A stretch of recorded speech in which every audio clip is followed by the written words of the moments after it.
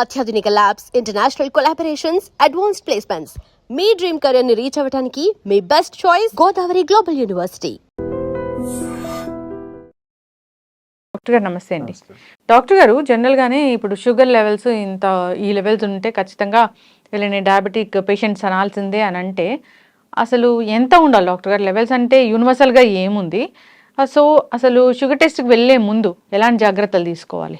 కొత్త పేషెంట్ వాళ్ళకి ఏమీ తెలియదు షుగర్ గురించి అనుకుంటే ర్యాండమ్ బ్లడ్ షుగర్ చేస్తాం.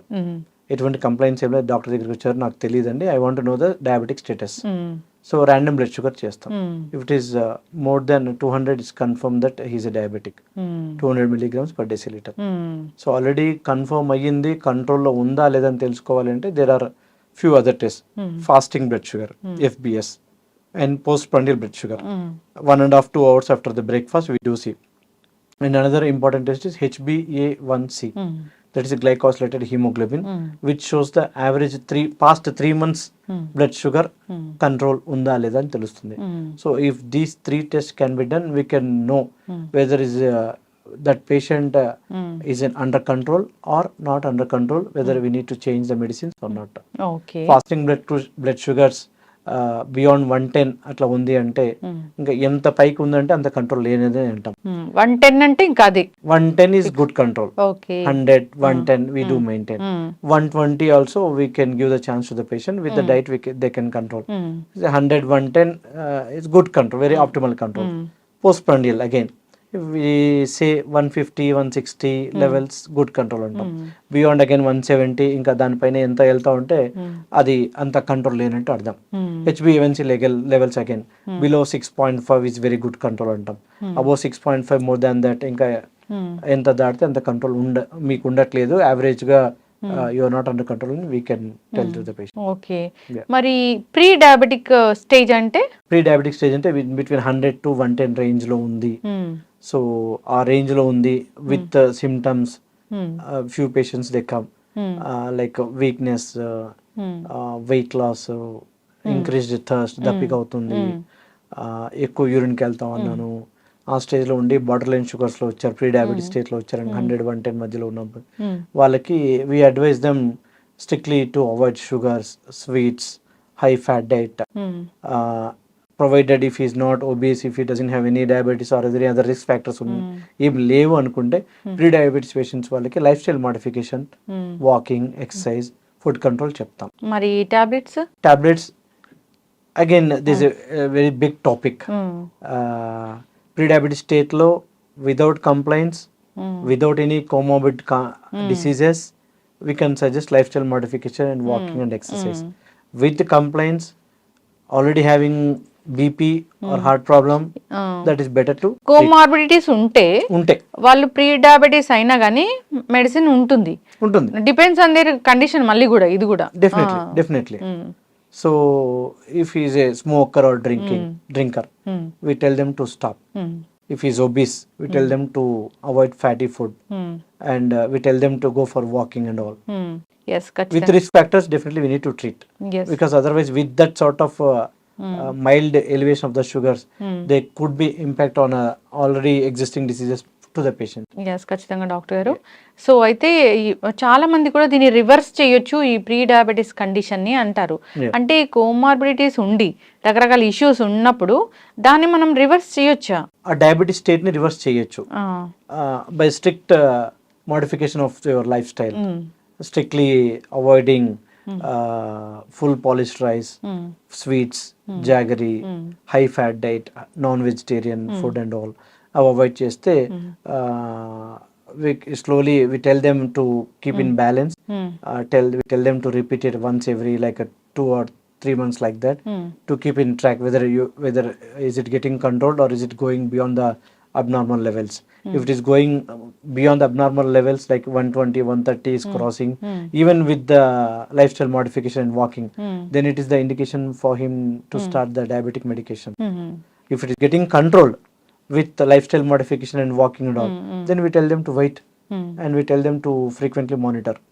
మధ్య మధ్యలో చెక్ చేసుకుంటా ఉండండి, ఇది కంట్రోల్ ఉందంటే we can just stay with that the same lifestyle what you are following like that. Okay. అయితే డాక్టర్ గారు చాలా షుగర్ వచ్చేసింది, Yeah. షుగర్ లెవెల్స్ చాలా ఎక్కువ ఉన్నాయి, మీరు అన్న లెవెల్స్ కన్నా ఎక్కువగా ఉన్నాయి అన్నప్పుడు వాళ్ళకి ట్యాబ్లెట్స్ ఇస్తూ కంట్రోల్లో ఉన్నప్పుడు సో పూర్తి స్థాయిలో ట్యాబ్లెట్స్ ఆపేసే ఛాన్స్ అనేది ఉంటుందా వాళ్ళకి?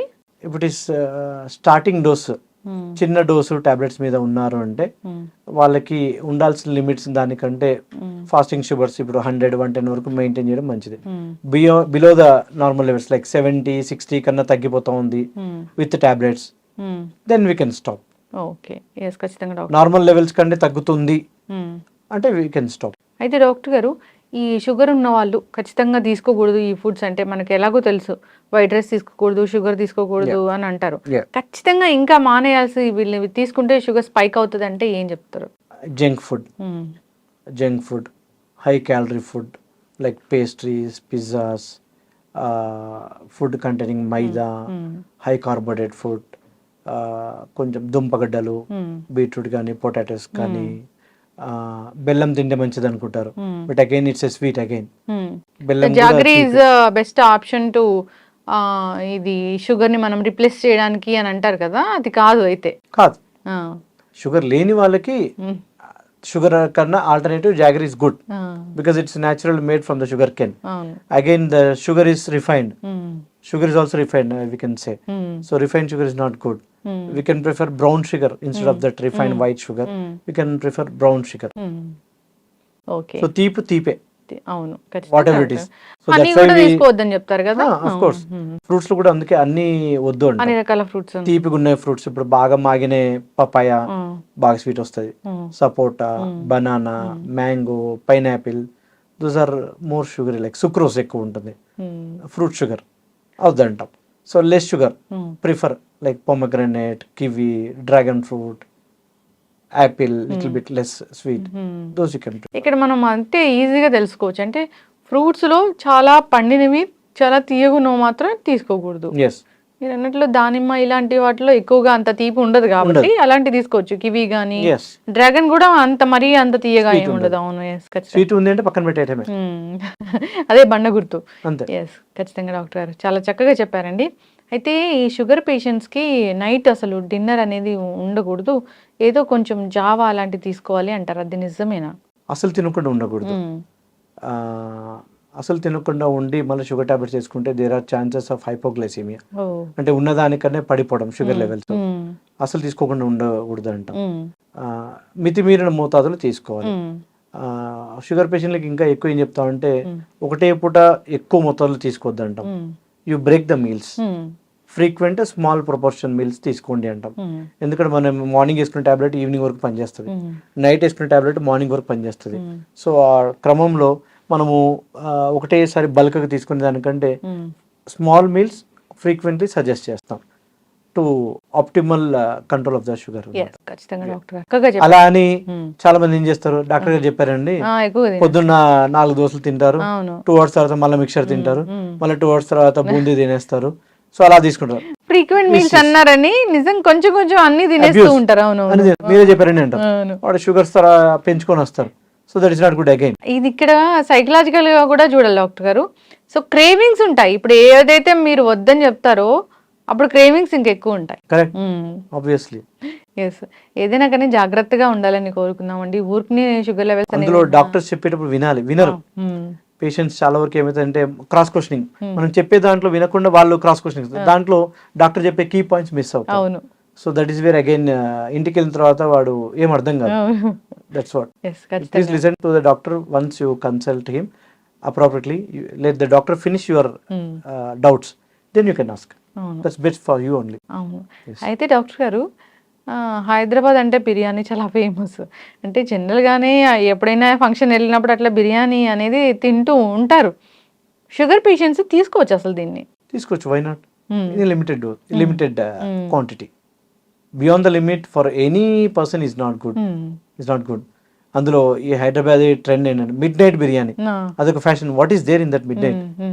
You are taking risk by getting the biryani and eating at the late nights, because it poses to indigestion. It is not at all good for taking in untimely foods. Yes, ఖచ్చితంగా.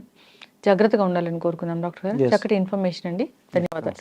And for more videos, Please subscribe to iDream. Please subscribe to iDream. Please subscribe iDream. And please subscribe to iDream. For more videos, subscribe to iDream. please like, share, and subscribe to the channel. Congratulations, iDream. Subscribe to iDream. Subscribe to iDream. So subscribe to iDream Media.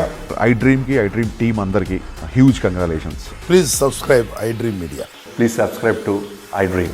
Subscribe iDream. Please subscribe to iDream.